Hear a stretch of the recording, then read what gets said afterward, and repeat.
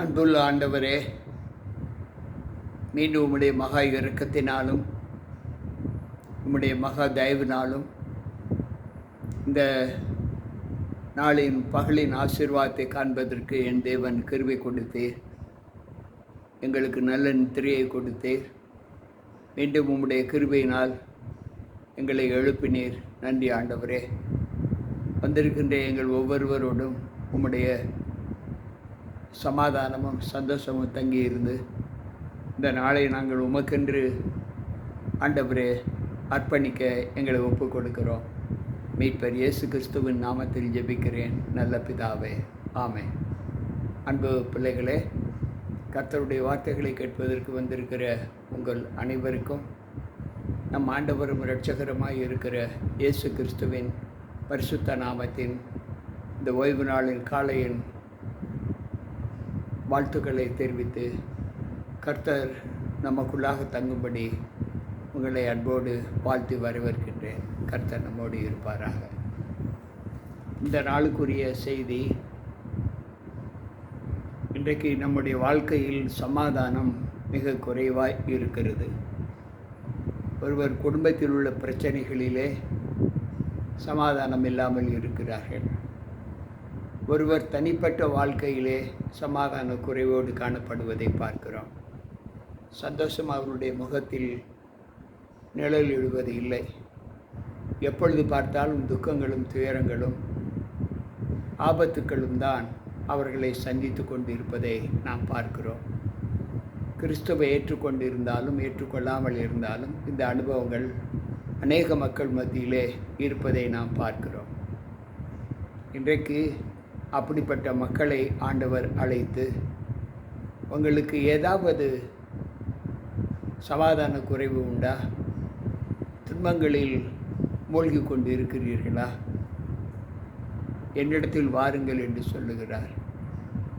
வருத்தப்பட்டு பாரம் சுமக்கிறவர்களே, நீங்கள் எல்லோரும் என்னிடத்தில் வாருங்கள், நான் உங்களுக்கு இளைப்பாறுதலை தருவேன் என்று மத்தேயு 11:28 நாம் வாசிக்கிறோம்.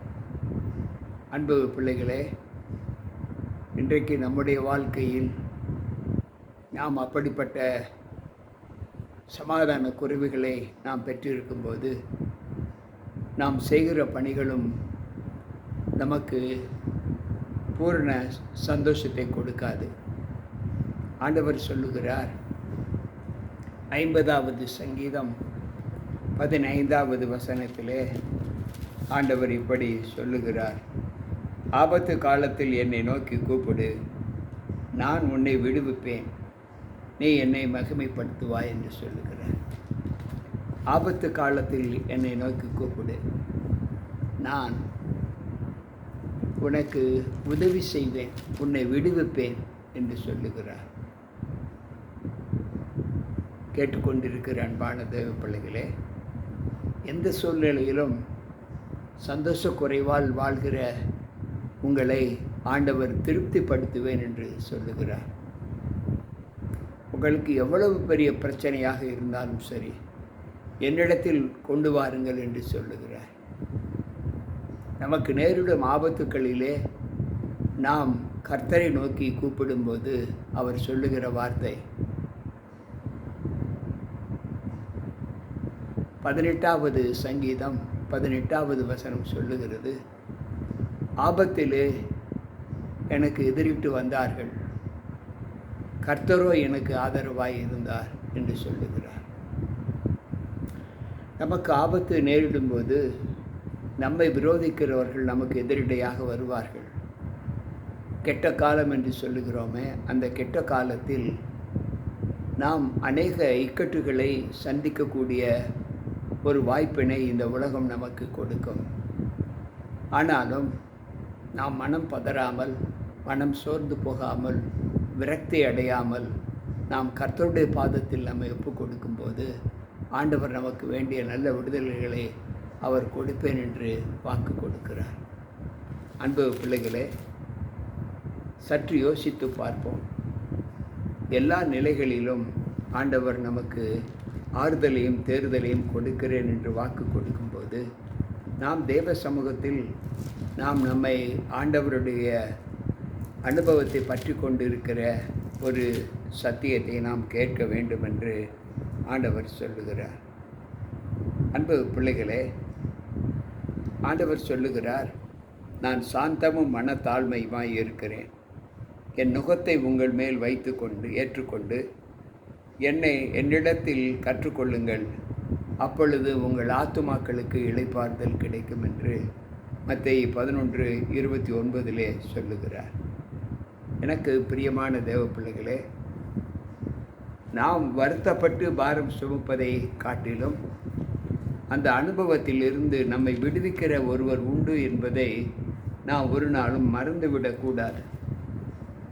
நம்மை பலப்படுத்துகிற தேவன் ஒருவர் உண்டு என்பதை நாம் ஒரு நாளும் மறந்துவிடக்கூடாது. இன்றைக்கு அநேக பிள்ளைகள் கர்த்தரை தேடாமல், அந்த துன்பங்களுக்கு ஒரு தீர்வு காணாமல் நாம் அதை சுமந்து கொண்டே திரிகிற அனுபவத்தோடு வாழ்ந்து கொண்டிருக்கிறோம் என்று ஆண்டவர் சொல்லுகிறார்.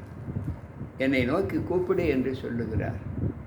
அன்பு பிள்ளைகளே, யாத்திரையாகம புஸ்தகம் 23வது அதிகாரம் 14வது வசனம் இப்படி சொல்லுகிறது, நான் உங்களுக்கு சொன்னவைகள் 13வது வசனம், நான் உங்களுக்கு சொன்னவைகள் யாவற்றிலும் சாவதானமாயிருங்கள் என்று சொல்லுகிறார். நான் உங்களுக்கு என்ன சொன்னேனோ அதை குறித்து நீங்கள் சாவதானமாய் இருங்கள் என்று சொல்லுகிறார். வருத்தத்தோடு நம்முடைய நாட்கள் கடந்து செல்லக்கூடாது. ஆண்டவர் சொல்லுகிறார், நான் உங்களுக்கு விடுதலையின் நாயகனாக இருக்கிறேன். என்னை நோக்கி கூப்பிடுகிற யாவர்களுக்கும் நான் செவி கொடுத்து அவர்களுடைய இக்கட்டுகளிலிருந்து அவர்களை விடுவிப்பேன் என்று சொல்லுகிறார். அன்பு பிள்ளைகளே, இந்த நாளிலும் தேவ வார்த்தைகள் நம்மை எப்படி பலப்படுத்துகிறது என்பதை யோசித்து பார்ப்போம். 20வது சங்கீதம் 1வது வசனம் சொல்லுகிறது, ஆபத்து நாட்களிலே உமது ஜெபத்தை கேட்பாராக, யாக்கோபின் தேவனுடைய நாமம் உமக்கு உயர்ந்த அடைக்கலமாய் இருப்பதாக. நீ ஆபத்து நாளில் தேவனை நோக்கி கூப்பிடுகிற அந்த அனுபவம் உன்னை மிகுந்த பலத்திற்கு உள்ளாக்கும் என்று ஆண்டவர் சொல்லுகிறார். எந்த நிலையில் இருந்தாலும் நீ ஆபத்திலே கர்த்தரை நோக்கி கூப்பிடுகிற அந்த சப்தம் உன்னை விடுவிக்கும் என்று ஆண்டவர் சொல்லுகிறார். எனக்கு பிரியமான தேவ பிள்ளைகளே, கர்த்தர் நம்மோடு கூட இருக்கிறார் என்பதை நாம் ஒரு நாளும் மறந்துவிடக்கூடாது. ஏனென்றால் அவர் சொல்லுகிறார், கர்த்தர் இரக்கமும் மன உருக்கமும் நீடிய சாந்தமும் மிகுந்த கிருபையும் உள்ள தேவன். 145வது சங்கீதம் 8வது வசனம் சொல்லுகிறது, கர்த்தர் யாவர் மேலும் தயவுள்ளவர், அவர் இரக்கங்கள் அவருடைய எல்லா கிரியைகளிலும் அங்கு கர்த்தருக்கு உரியது என்று சொல்லுகிறார். அன்பு பிள்ளைகளே, நாம் கர்த்தரை நோக்கி கூப்பிடுகிற அனுபவத்தை நாம் பெற்றுக்கொள்ளும்போது, ஆபத்து காலத்தில் நாம் ஆண்டவருடைய சமூகத்தில் நம்மை தாழ்த்தும் போது, இக்கட்டு காலத்தில் தேவனை நோக்கி நாம் கூப்பிடுகிற பட்சத்தில் நமக்கு செவி கொடுப்பார். ஆபத்திலே நான் கர்த்தரை நோக்கி கூப்பிட்டேன், அவர் என்னை எல்லா இடுக்கண்களுக்கும் நீங்களாக்கி என்னை மீட்டு கொண்டார். இவ்வளவு சகாயம் செய்கிற தேவன் நம்மோடு இருக்கும்போது நாம் ஏன் துக்கத்தை சுமந்து கொண்டு வாழ வேண்டும்? கர்த்தர் விழுகிற யாவரையும் தாங்கி மடங்கெடுக்கப்பட்ட யாவரையும் தூக்கி விடுகிறார். கர்த்தர் விழுகிற யாவரையும் தாங்கி. 145வது சங்கீதம் 14வது வசனம் இப்படி சொல்லுகிறது, விழுகிற யாவரையும். யாரெல்லாம் பலவீனத்தில், சோர்வில், துக்கத்தில் விழுந்து போகிறோமோ அவர்களை கர்த்தர் தாங்கி மடங்கடிக்கப்பட்ட யாவரையும் அவர் தூக்கி விடுகிறார் என்று வேதம் சொல்லுகிறது. அவர் தமக்கு பயந்தவர்களுடைய விருப்பத்தின்படி செய்து அவர்கள் கூப்பிடுதலை கேட்டு அவர்களை ரட்சிக்கிறார். 145வது சங்கீதம் 19வது வசனம் சொல்லுகிறது, அவர் தமக்கு பயந்தவர்களுக்கு அவருடைய விருப்பத்தின்படி செய்து அவர்கள் கூப்பிடுதலை கேட்டு அவர்களுக்கு ரட்சிப்பை கொடுக்கிறேன் என்று வாக்கு கொடுக்கிறார். அன்பு பிள்ளைகளே, இவ்வளவு கிருபையை செய்கிற தேவன் இன்றைக்கு நம் மத்தியில் என்ன செய்கிறார்? ஆண்டவர் சொல்லுகிறார், எல்லா ஜீவன்களின்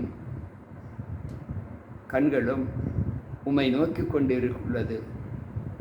ஏற்ற வேளையிலே நீர் அவைகளுக்கு ஆகாரம் கொடுக்கிறீர்.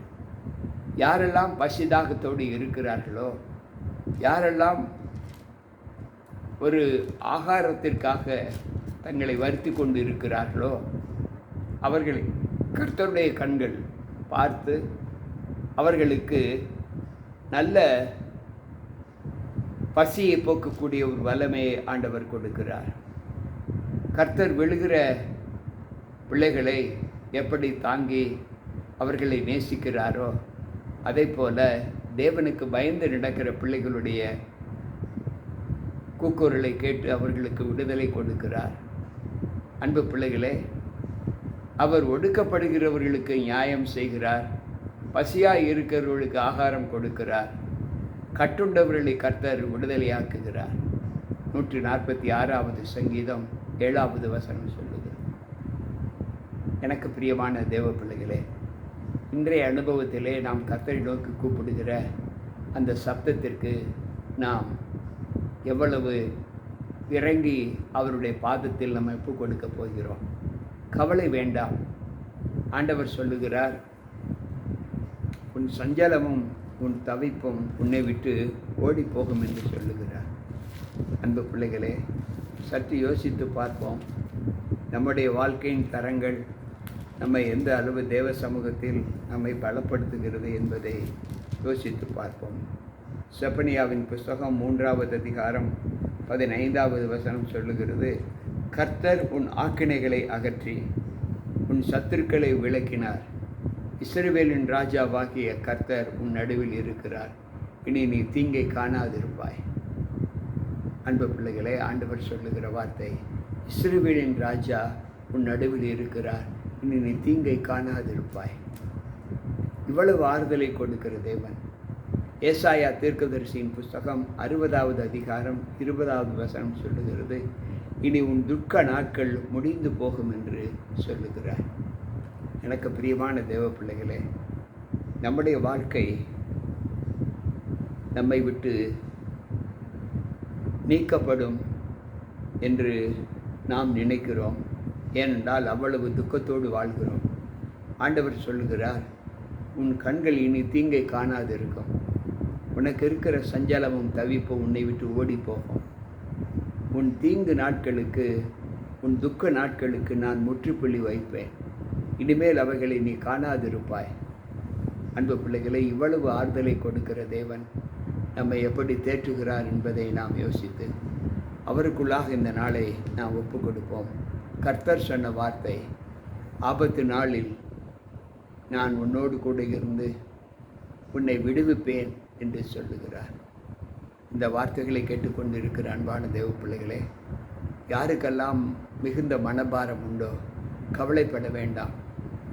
எந்த நிலையிலும் உங்களுக்கு நஷ்டங்கள் செய்கின்ற கையின் பிரயாசங்களிலே நஷ்டங்கள் வருகிறதா, தொழிலிலே உங்களுக்கு இழப்பு ஏற்படுகிறதா என்றாலும், குடும்பத்தில் உங்களுக்கு சமாதான குறைவா எதுவாக இருந்தாலும் சரி, ஆண்டவர் சொல்லுகிறார், என்னை நோக்கி கூப்பிடு, நீ என்னிடத்தில் வா என்று சொல்லுகிறார்.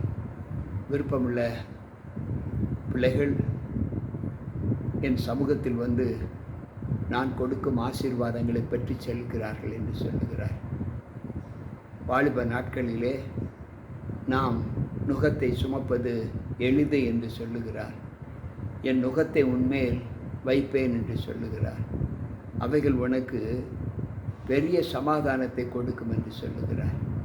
அன்பு பிள்ளைகளே, இவ்வளவு வாக்குறுதிகளை கொடுக்கிற தேவனுக்கு நாம் நம்மை ஒப்பு கொடுத்து, சஞ்சலமும் தவிப்பும் உன்னை விட்டு ஓடி போகும், இனி நீ தீங்கை காணாதிருப்பாய் என்று சொன்னாரே, அந்த தேவன் சமூகத்தில் நாம் பாரத்தோடு அவர் சமூகத்தில் செல்வோமா? அன்பு பிள்ளைகளே, இந்த நாளிலும் கேட்டுக்கொண்டிருக்கிற உங்களில் யாராவது அப்படிப்பட்ட துக்கத்தோடு இருப்பீர்கள் என்று சொன்னார், தேவன் உங்கள் துக்கத்தை சந்தோஷமாக மாற்றுவார். உங்கள் துக்கம் சந்தோஷமாக மாறும் என்று ஆண்டவர் வாக்குறுதி கொடுக்கிறார். அப்படிப்பட்ட அனுபவத்தை பெற தேவ சமூகத்தில் நம்ம இப்போ கொடுப்போம், ஜெபிப்போம். அன்பு ஆண்டவரே, உம்முடைய வார்த்தைகளை கேட்ட நாங்கள் எல்லா நிலைகளிலும் உம்மை அண்டி ஜீவிக்கிற ஒரு அனுபவத்தை நாங்கள் பெற்றுக்கொள்வதற்கு எங்களை தகுதிப்படுத்தினீர். நன்றி ஆண்டவரே. இந்த காலை வேளையில் நாங்கள் கேட்ட வார்த்தைகள் எங்களுக்கு மிகுந்த ஆறுதலையும் தேறுதலையும் சமாதானத்தையும் கொடுத்து, ஆண்டவரே, விரக்தியோடு வாழ்ந்த நாங்கள் இப்பொழுது உம்முடைய வார்த்தைகளை கேட்டதற்கு பின்பு மிகுந்த ஆறுதலை பெற்றிருக்கிறோம் என்பதை உம்முடைய சமூகத்தில் தெரிவிக்கிறோம். நன்றி ஆண்டவரே. உம்முடைய கிருபை எங்களோடு இருப்பதாக மீட்பர் இயேசுவின் நாமத்தில் ஜெபிக்கிறேன் நல்ல பிதாவே, ஆமென். அன்பு பிள்ளைகளே, கேட்ட வார்த்தைகள் உங்களுக்கு மிகுந்த சமாதானத்தை கொடுத்திருக்கும் என்று நான் கர்த்தருக்குள் நம்புகிறேன். கர்த்தர் நம்மோடு இருப்பாராக. இந்த நாளை தேவனுக்குள் உண்மை உத்தவமாய் ஆசரிப்போம். தேவ சமாதானம் அனைவரோடு இருப்பதாக. மீண்டும் நாளை சந்திப்போம். உங்கள் போதகர் ஜி.கே. ராபர்ட். கர்த்தர் நம்மோடு இருப்பாராக. ஆமென்.